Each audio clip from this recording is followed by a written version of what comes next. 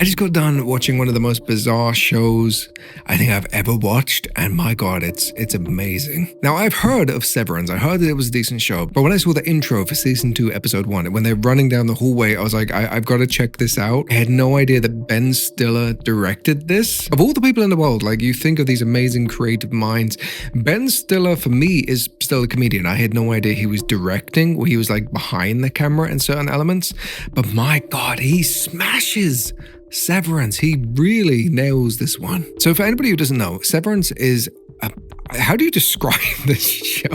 I'm trying to think about how, if you've never seen the show, think of like a strange alternate reality where a big conglomerate company is giving you the opportunity to split yourself, being, your day-to-day lives, your interactions, your social stuff, and the part of you that goes to work. You want to be able to split the two so that you don't feel the burden that you would feel going to work. You just magically disappear for 6 to 9 hours a day, and then all of a sudden you're back. To me, that doesn't sound like that bad of an idea until you start to realize that you have no idea what this other person is doing in their own lives.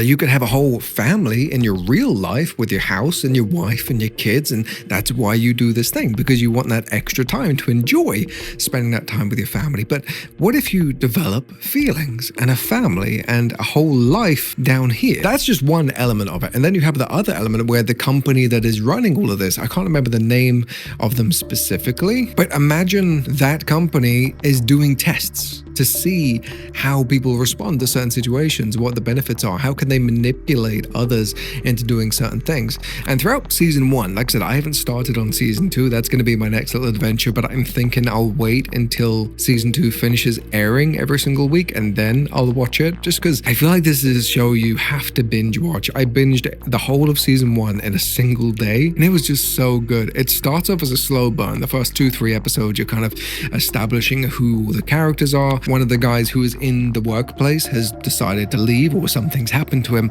and then some strange stuff starts happening. We get some new people in. We realize that the guy that we're following, he doesn't exactly know what is going on, so he's not necessarily the bad guy, he's just doing his thing, and you realize how manipulated all these people are. But as soon as you get past episode 3 or 4, it starts getting really twisty. Like every single episode, there's something new, something dramatic, and it wraps up. Like, I don't know if you guys have watched EastEnders. It's a really popular soap here in the UK, but every single episode ends on like a duff, a big dramatic ending where it leads on to something in the next one. It does it so well here, and you make it through every single episode. I think there's 8 or 10 episodes in total. I wasn't prepared for this review at all. In case you haven't gathered that, I just watched it. I needed to talk about it. You reach the final episode and you're like, oh my god, how are we going to, how is everybody gonna move on from this? Throughout season 1, you want to root for these characters who are stuck in this workplace because they're alternate people, right? You want to root for them to get out and realize that this company is manipulating them, and they're being forced to do things they don't want to do, and they're part of this experiment. And then towards the end of it, they finally achieve something like that, and it's just,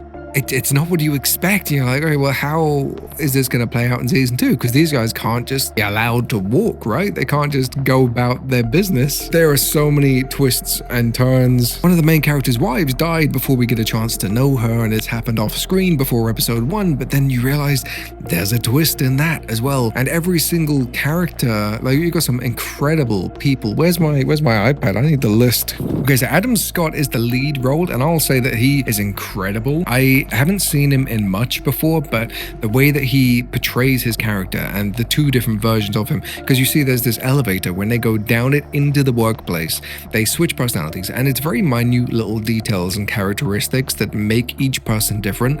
But just in that transition, going down the elevator, turning from one version of yourself to the other, you notice like tiny little things, like his expression changes, the way he walks and things like that. I love it when actors really dive into these roles and they give it everything they have, and they pay attention to the tiny little things that would make another person feel so unique. Zach Cherry is another standout to me because I haven't seen him in much before. And he, honestly, you think that he's the comedic relief, but towards the end of season 1, he has such a pivotal role in this whole season, this whole story. And without him, none of what happens towards the finale would be possible. He is incredible. And yes, he is the comedic relief, but he's so much more than that. Tremel Tillman and Britt Lower. I'll put pictures of these guys somewhere on screen, but again, my God, the acting ability is insane. Britt in particular plays 2 completely different versions of herself, and you don't realize that until like the final episode, but one of them is horrible and her goals are so against what you would expect. But her innie, the person who's working and doing the job and all the rest of it, she wants to get out, she wants to break free, and you never really understand. Like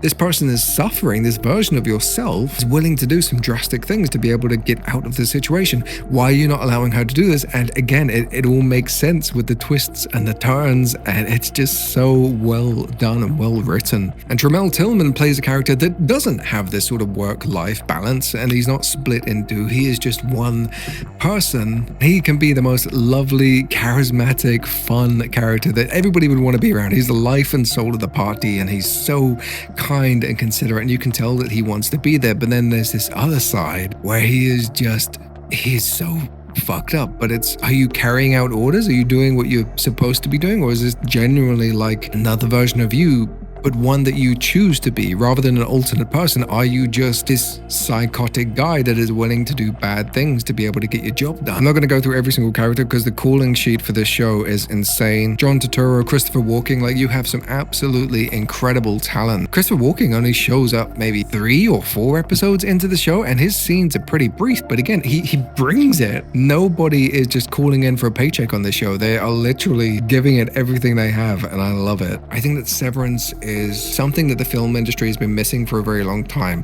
I'm not against superhero movies or Star Wars or big cinematic spectacles, but at the same time, I think that if you're gonna create movies and things like that, you need to add an element of art and passion and all the rest of it into it.